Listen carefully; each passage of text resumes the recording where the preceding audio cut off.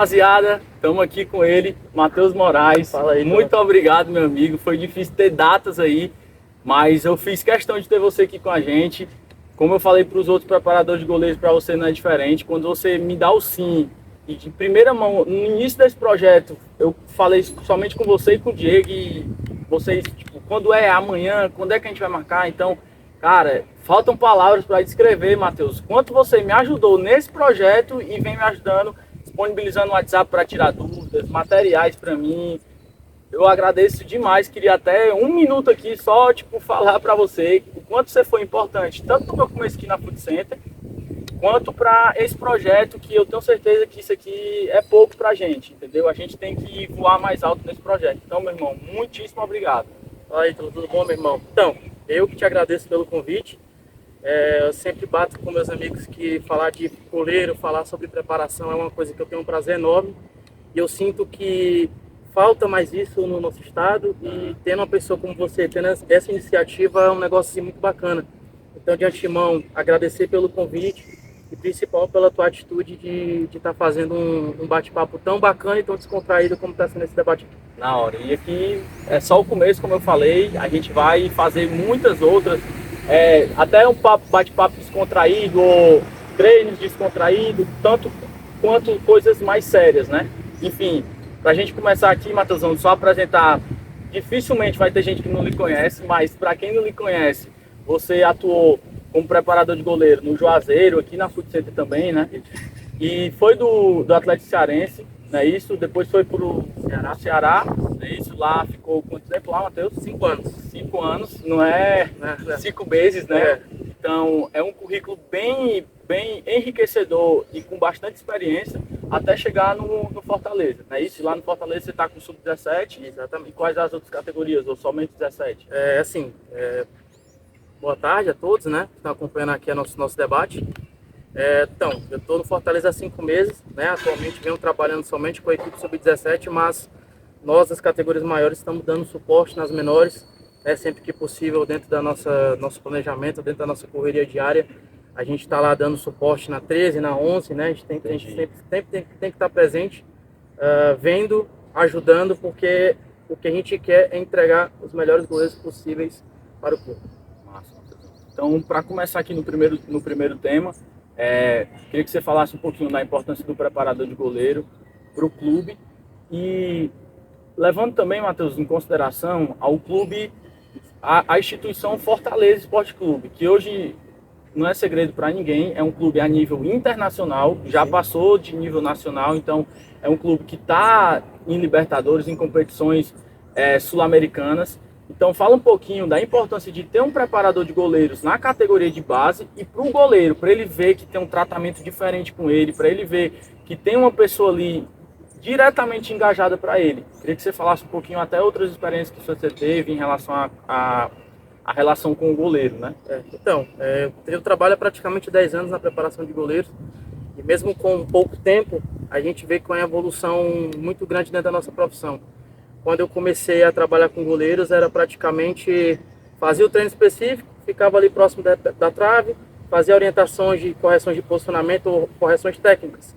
Então, com o decorrer do tempo, houve essa evolução da preparação de goleiro em si, e juntamente com isso veio a evolução dos profissionais que vêm se capacitando não só para entender da posição, mas entender o que é o jogo e entender também da parte física, que ela é importantíssima. Então, hoje, para mim, é de suma e total importância o treinador de goleiro estar inserido dentro do modelo de jogo do clube, de uma equipe profissional, dentro do modelo de jogo do treinador, para que nós possamos orientar o goleiro da melhor maneira possível. Como é essa orientação? São feedbacks de posicionamento na primeira linha defensiva, posicionamento de cobertura, posicionamento de perfilamento de corpo, para ser uma opção de passe, né, já sendo pressionado, ser uma opção para desafogar ou para acelerar o jogo num corredor lateral ou num corredor oposto. E fora disso, tem a questão o relacionamento do treinador de goleiro com o outro goleiro. Ele tem que ser um relacionamento baseado na confiança. São pilares que, para mim, no meu dia a dia com os goleiros não faltam: respeito, humildade, caráter e seriedade. Eu acho que esses 4 pilares, para mim, são essenciais no meu dia a dia. Então, com esses 4 pilares, eu venho conseguindo aí fazer bons trabalhos, e aonde eu passei, sabe? Então, tu tem que ser sincero com o teu goleiro, tu tem que mostrar respeito ao teu goleiro, ser humilde também de saber escutar o teu goleiro, de tu ter caráter com ele. Eu acho que se tu tiver isso tudo aliado com todo o trabalho que você faz diariamente, a tendência de você conseguir potencializar seus goleiros não é grande. Então, Matheus, falando mais do goleiro de preparação, muito interessante. Queria, tipo assim, só uma curiosidade minha, como é, numa categoria que já está beirando profissional, como é a maturidade desses meninos ali no sub-17, no 20 ali, beirando profissional, se eles já têm contrato já no sub-17, ou se ainda são atletas de base em si. Atletas de base, obviamente, eles são, mas a minha pergunta é se eles, com contrato, com um vínculo ao clube, têm um pouquinho de dificuldade no relacionamento ali interpessoal, tipo, socioafetivo com os outros atletas, questão assim, a maturidade deles já estão... Enfim, fala um pouquinho para mim como é isso dentro do clube. Então, a gente que hoje está na 17, está pegando a idade ali dos 15 anos, indo para o 17, que é um momento de transição da vida adolescente para a vida adulta.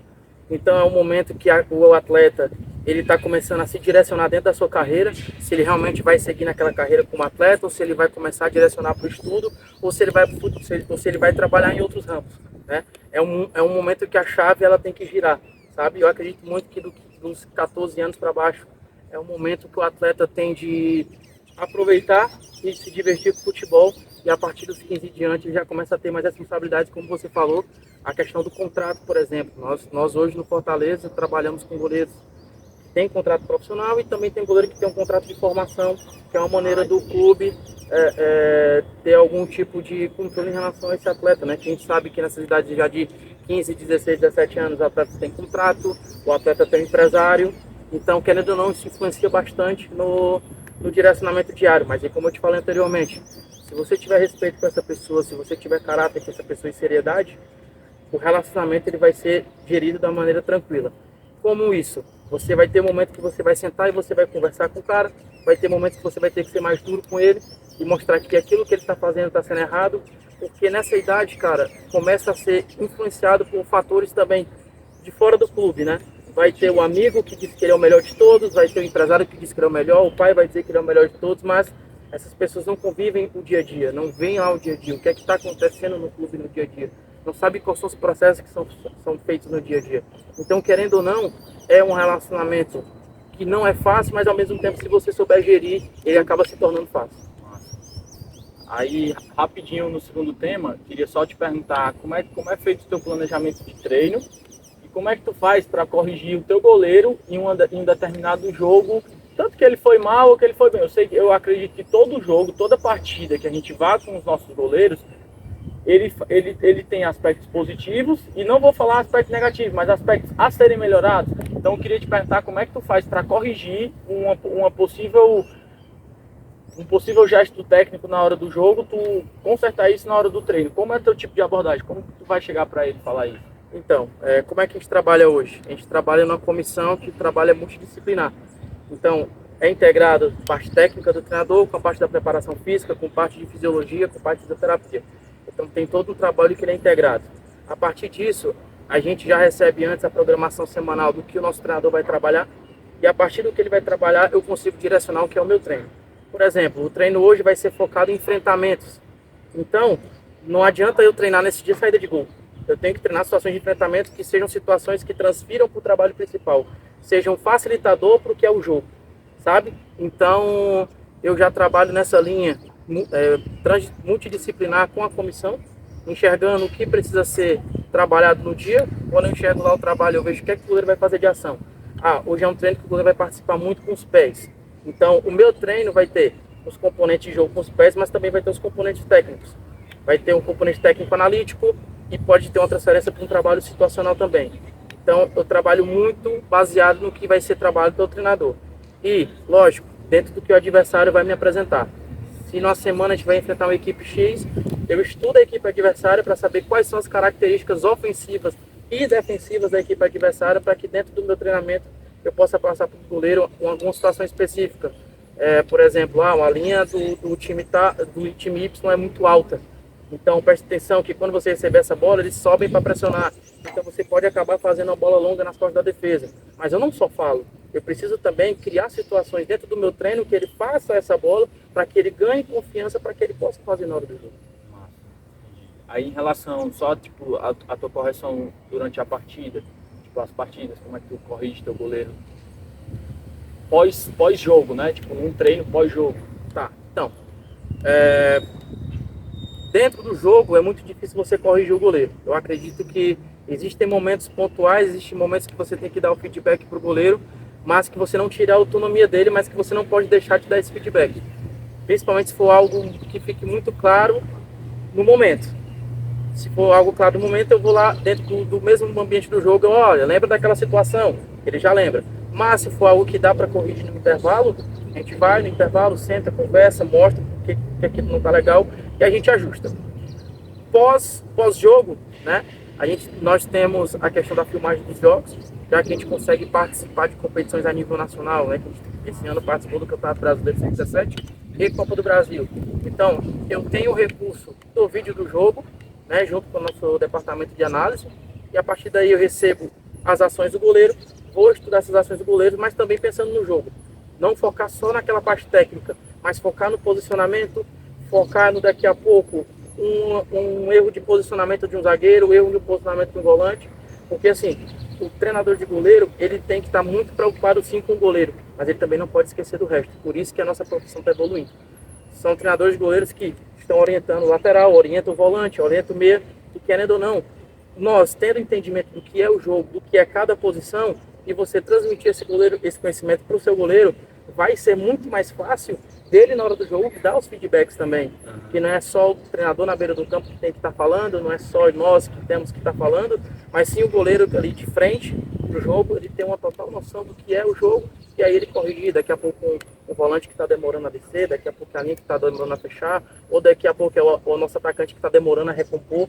Então ele precisa ter esse entendimento. E com o vídeo do jogo, eu faço a correção de posicionamento dentro do gol, dependendo de qual for o lance, eu assisto, pauso, e vejo o que é que ele errou de posicionamento, se é um pé que ele levantou, ou se é um braço que ele jogou para trás, ou se realmente foi um erro técnico de uma mão chegou atrasada.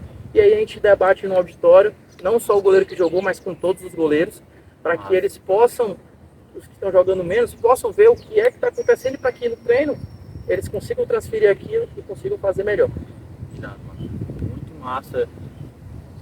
Questão de experiências, como os bastidores que acontecem, não só o lado profissional, mas o que é que acontece ali nos bastidores, esse fato de você pegar os cortes, os vídeos dele e mostrar, isso faz muito parte da nossa profissão mesmo em si, né? Em tipo, corrigir o goleiro de uma maneira visual, tipo, o goleiro não só vê não só ouvir o que tu tá falando, mas ver que faz sentido o que tu fala, né? É até um tema das nossas próximas perguntas.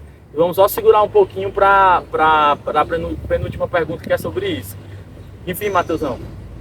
Terceira, a gente comentou ali fora nos bastidores um pouquinho bem rápido, mas particularmente a tua ideia no goleiro. Ele precisa passar no futsal, precisa passar no futsal ou não precisa? Me fala um pouquinho aquilo que tu acredita em relação ao processo do goleiro. Os três esportes que hoje no futebol está bem em evidência, né? Que é o nosso futsal, o futsal está ganhando muito mais evidência, e no campo também que nem se fala, né? Então, enfim, fala um pouquinho pra gente, por favor, Matheus. O que as crianças de hoje em dia perderam muito, e vou trazendo para a realidade do futebol, é a questão do brincar na rua, do correr na rua. Então, os meninos perderam muito essa parte de coordenação motora, de equilíbrio, de lateralidade. Então, o que a gente pode conseguir melhorar nos meninos? É a questão de ter maiores vivências dentro do esporte. Eu vou além do futebol, além do futsal e do futsal. Eu acho que o menino tem que ter ali mais novo uma vivência no basquete, uma vivência no handebol, uma vivência até no voleibol, para que ele tenha ganhos motores e automaticamente ganhos de cognitivo e entendimento de outras coisas, para que ele seja um atleta mais preparado mentalmente e fisicamente. E o fisicamente vai entrar nisso, na lateralidade do corpo, vai entrar na parte de coordenação motora. Então, Ítalo, eu acho que é muito válido sim a vivência nos esportes, tanto na posição de goleiro, mas também na posição de jogador de linha também. O menino joga de zagueiro na escolinha, por que não? O que é que vai melhorar como zagueiro na escolinha? Vai melhorar o jogo dele com os pés? Vai melhorar um passe? Vai melhorar um cabeceio quando ele for precisar fazer uma cobertura? Então, você querendo ou não, você faz um link com o que é o futebol hoje. Então, eu acredito que dentro da nossa posição é importante ter todas essas vivências, mas chega um ponto que ele precisa ter uma especialização, né?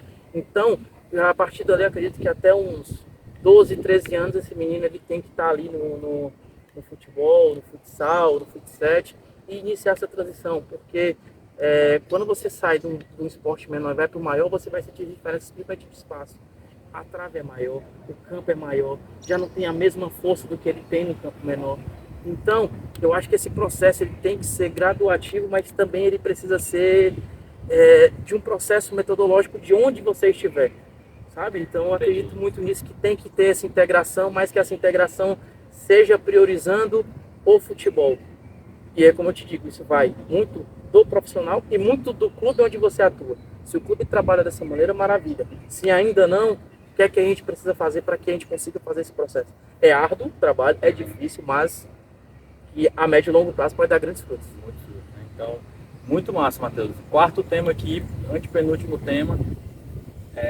Queria que você falasse um pouquinho do goleiro inserido em situações de ataque. Uma das coisas que eu sempre comento em off é que, não sei também se você concorda, mas se não concordar, pode ficar muito à vontade. Inclusive, é realmente um debate, né?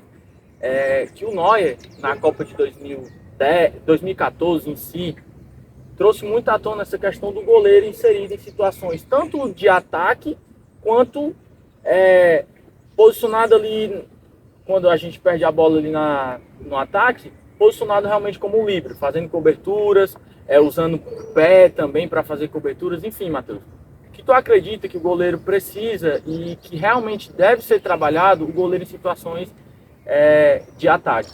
Então, hoje é primordial que o goleiro, já numa categoria como eu trabalho, sub-17, já trabalhei em categorias maiores como 20, 23, que o goleiro, quando ele ser inserido num contexto de ataque, ele possua uma ambidestria funcional de realmente ter uma boa batida com as duas pernas, ou ter um bom passo com as duas pernas. Se não, a perna não dominante, uma perna que ele possa ter, pelo menos na questão de conseguir dar um passo mais forte, ou de conseguir inverter um jogo. Acho que esse é o primeiro ponto, a gente conseguir estimular a ambidestria.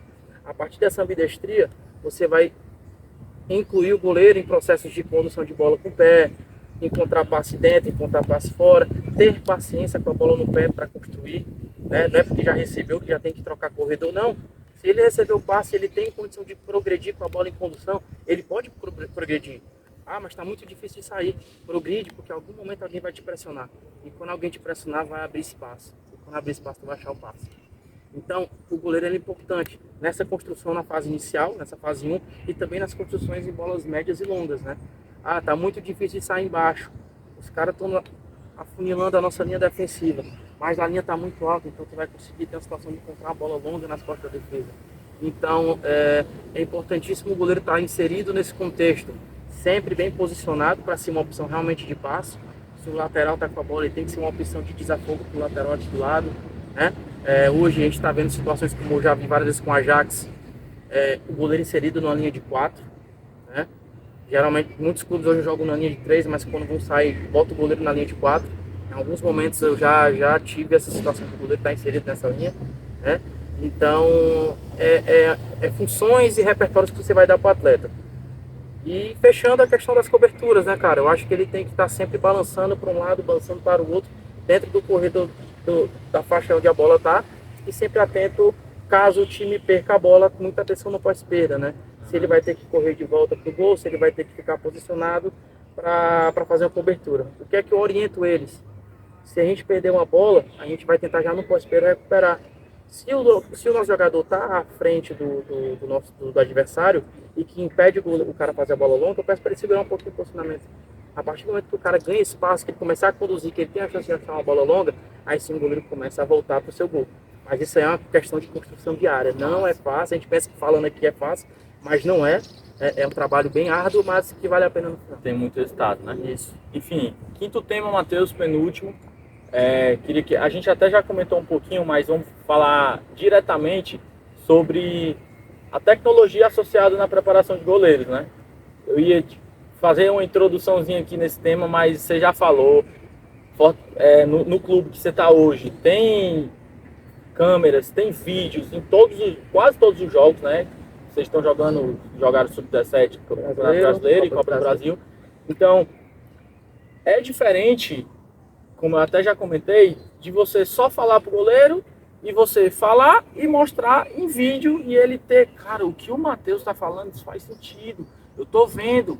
Enfim, a tecnologia está chegando pra gente como vida pessoal, profissional, enfim, fala um pouquinho da tecnologia pra gente, por favor, Matheus. A tecnologia ela é algo importante, porque ela gera o debate, nós com o goleiro. Como eu falei, eu não sou dono da verdade, eu não sou dono da verdade absoluta e eu aprendo muito com meus goleiros também, porque é muito fácil a gente chegar a falar, mas a gente também às vezes não se coloca na pele do goleiro. De ver que na situação lá o campo não estava tão bom, a bola não veio boa, ele teve que rifar a bola, mas tem essa opção por dentro. Mas enfim, é um recurso importantíssimo e que eu uso de maneira diária, né? Lá no clube nós temos as questões das filmagens de jogo, a gente tem os scouts, né? Existe uma plataforma chamada Instat, que o clube tem acesso e que nós recebemos o scout do goleiro, todas as ações dele, em números, né? E aí a gente tem uma noção, mas a gente mostra mais o principal vídeo, né? E o vídeo ele é importante para a questão de correções, né? Correções técnicas, correções de posicionamento de corpo, posicionamento na meta, posicionamento de cobertura e o principal, o debate. De você mostrar o porquê daquilo e o goleiro também ter o porquê dele que aquilo aconteceu. Então, gerando um debate, vocês constroem junto o conhecimento. E aí isso é que é o bacana, é construir junto com os teus goleiros. E aí é onde entra o respeito lá, a humildade, a sinceridade, que aí construindo juntos é mais fácil, o entendimento é melhor. Então, o recurso do vídeo nos jogos é importante, mas também a gente tem o recurso dos vídeos nos treinos. Né? Os treinos são filmados, em alguns momentos uma câmera na linha, uma faixa horizontal, uma câmera, em alguns momentos o drone, filma o nosso treino, então no drone fica perfeito porque você vê os posicionamentos, né? Então, esse recurso dos vídeos, ele, para mim, hoje em dia, o treinador de goleiro que não atua com vídeo, com imagens, o trabalho vai ser mais difícil. Mas também temos que entender a realidade de cada um. Nem sempre o clube tem um vídeo, nem sempre o clube tem alguém que possa filmar, né? Nem sempre o espaço é favorável para uma filmagem. Então eu falo isso, mas também tem que ver a sua estrutura e o momento que você vive hoje. Com certeza. E último tema, Matheus, como eu sempre falo para os meninos, para os preparadores de goleiros que vêm aqui comigo, não é um tema em si, né? Mas sim uma dica para a galera que está assistindo a gente. Como eu falei no começo, você traz diversos profissionais, diversas pessoas com você para fomentar ainda mais o nosso projeto e, querendo ou não, você traz diversos goleiros que são muito gratos a você por isso, né? Enfim, e essa galerinha que está começando agora precisa muito de profissionais ali orientando bem. Então, para resumir, Matheus, dá uma dica para a galera que está por trás da gente lá, vendo o nosso projeto, vendo nossos vídeos, sobre treino, dica de alimentação. A gente sabe que uma noite mal dormida de sono atrapalha todo o projeto, ou todos os treinos, não é isso? E, enfim, fator externo influencia demais. Enfim, falei demais, Matheus. Vamos lá. Então, para você que está em casa, eu sempre vou aconselhar a cuidar bem da sua alimentação, ter uma boa alimentação diariamente, né? Reforçando bem no seu café da manhã, reforçando bem no lanche, no almoço e nas outras refeições. Mas nunca, jamais deixar de se alimentar, né? Deixar um espaço grande de uma refeição para outra. E também evitar as frituras, evitar o refrigerante. A gente sabe que é bom, né? E a gente gosta, quem não gosta do sanduíche no fim de semana. Mas que você, atleta, que está querendo seguir a carreira aí como goleiro, que você possa ter esse cuidado durante a sua semana de treino, né? E no domingo pós-jogo, no sábado pós-jogo, por que não comer uma pizza, comer um hambúrguer? Mas isso tem que ter um controle, né? Então, tenha um controle com a alimentação, tenha um controle com a hidratação de vocês. A hidratação é importantíssima. A gente pensa que não, mas é sempre bom estar com uma garrafinha de água por perto, sempre estar tomando ali de 30 em 30 minutos um copinho de água no mínimo, beber, ingerir líquido ali naquela faixa de 2 litros, que é o mínimo que o nosso corpo pede, né? Então, acho que isso é importantíssimo. E o controle com sono, que ele é o principal. Se você não descansa, você não tem rendimento. porque não é só vir no campo, treinar lá os 30, 40 ou 1 hora de específico, dependendo de qual momento da temporada que esteja, mas se você não descansar, o seu corpo vai estar no outro dia, vai estar mais cansado do que o normal, né? E esse cuidado não serve só para os atletas, mas também para nós preparadores de goleiro, que é importante a gente ter um cuidado com o nosso corpo, né? Cuidado com o trabalho de fortalecimento, né? Cuidados também com a nossa alimentação, que a gente já não está tão mais jovem assim, né? Daqui a pouco começa a aparecer as dores, mas para você que quer ser goleiro e que quer chegar ao alto nível, vai ter que abrir mão de muitas coisas por um tempo, mas saiba que abre mão hoje, mas lá na frente o resultado é impagável. Eu acho que o resultado final de tudo isso, independente se você vai tornar um atleta de profissional ou não, eu acho que é impagável, cara. Você tem um bom rendimento no seu jogo, no seu campeonato da sua empresa, né? Enfim. Seja lá qual for. Seja lá qual for. Eu falo isso para goleiro de maneira geral, sabe? Massa. E para terminar, Matheus, top 3 goleiros de todas as épocas aí do campo. Queria que você falasse para mim aí, começando da posição 3, depois para 2, enfim. Vou voltar com o meu top 3, Ítalo, então vamos lá. Vou começar com o Valdir Pérez, né? Foi um grande goleiro, ídolo do Palmeiras, e que eu escolhi ele porque ele foi um cara que foi o primeiro preparador de goleiros no Brasil. Então ele é um cara que abriu portas para a gente estar fazendo o que a gente está fazendo hoje, né? Você começando a sua carreira, eu já estou aí um pouco de tempo na estrada, mas é um cara que a gente nunca e jamais pode esquecer, é um cara que abriu as portas para nós. E é um cara que é um percussor para nós. O meu top 2, o meu segundo aí vai ser o Rogério Ceni, não tem jeito. É um goleiro que eu achava tecnicamente muito bom, goleiro rápido e um goleiro que já demonstrava jogar bem com os pés, tanto em coberturas como em fase inicial de construção, batendo pênalti, batendo falta. Quem nunca, como goleiro, não quis ser como o Rogério, ir lá bater falta? Até hoje a gente vê os meninos brincam, pô, tio, deixa eu treinar a falta, deixa eu bater a falta. E isso é legal, né? Então é um cara que, com jogo com os pés, é um cara que no Brasil começou, né? Não teve a mesma mídia como o Neuer na Copa de 2014, que foi onde foi um sucesso estremecedor no futebol. Mas é um cara que a gente não pode esquecer. E por último, queria deixar ele, que é um goleiro fenomenal para mim e que hoje é um grande exemplo, como eu acho que ser um goleiro completo é o Ederson. O Ederson hoje, goleiro do City, goleiro da seleção brasileira, ele é um goleiro completo, ele é ambidestro, ele é rápido, tem potência, é bom tecnicamente. Então hoje eu enxergo ele assim como um goleiro completo hoje. Pô, Matheus, quem é o goleiro completo para você hoje? Hoje é o Ederson. Bate com a esquerda, bate com a direita, dá passe de gol, defende o gol, ajuda a equipe. Então para mim o Ederson hoje é o top 1. Massa. E para terminar, a gente vai só gravar o Já ou Jamais, a brincadeirinha que eu estou fazendo aqui com eles, que vai pro Instagram, não pro YouTube. E é isso, galerinha. Muito obrigado, Matheusão. Muito bom ter você aqui com a gente. Eu que agradeço pela oportunidade, eu que agradeço pela participação. Desculpa qualquer coisa. É isso. Né? É o que eu acredito sobre o futebol e a gente tenta mostrar outras visões. Não é uma verdade absoluta, é apenas o que eu acredito e que eu possa, nessa conversa, não só eu, mas os outros companheiros que estão participando aqui dos debates, possam ajudar tanto os goleiros como preparadores de goleiros que querem seguir nessa carreira. Então, pessoal, obrigado aí. Massa, valeu, galera.